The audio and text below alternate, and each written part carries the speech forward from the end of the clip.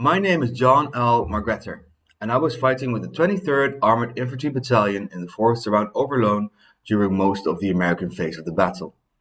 I really couldn't say how close we got to the town itself. I believe I remember seeing a church steeple sticking up over the treetops, and I suppose it was the Church of Overloon, but I couldn't be certain. We were told before the battle started that our objective was Venlo, and that had only 20 miles to go before reaching that town. Little did we know that Venlo wouldn't be taken for 5 long months. Our company, mounted in half-tracks, along with some tanks from the 31st Tank Battalion, moved out towards Overloon late in the afternoon of September 30. We were fired on by German 88s before the last vehicle had left the forward assembly area, and the spearhead was forced to stop due to the fact that our heavy vehicles could not maneuver in the soft ground of the fields.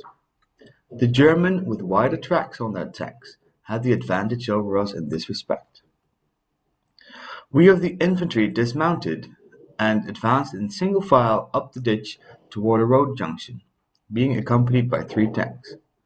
When the lead tank reached the road junction, I am enclosing a sketch map, so you may be able to tell me just where we were at the time. It fired into the woods and began to make a reconnaissance by fire. However, as it turned in front of a house, a Panzerfaust hit in its motor compartment and set it afire. A crew escaped, but one man was shot through the leg before he could reach our infantry. The other tanks were forced to retreat when the infantry was taken under very heavy mortar and artillery fire, which called for a necessary but hasty withdrawal.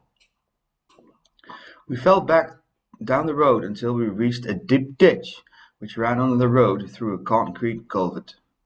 Our vehicles are packed in single file at this point, and here we wait for darkness. Shortly after dark, the order came to advance, and we again went up the road in single file, this time keeping a ditch and passing several burning buildings on the way.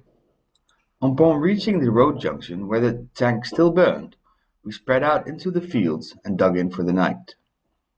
During the hours of darkness, we were shelled by mortars several times, and 2 of our men were killed by a shell which made a direct hit on their foxhole. I shall always remember the apples in the orchards we passed through. I'm also grateful to the Dutch farmer who offered soup to 5 of us while we were in the rear waiting to lead the 38th Armored Infantry up to the line.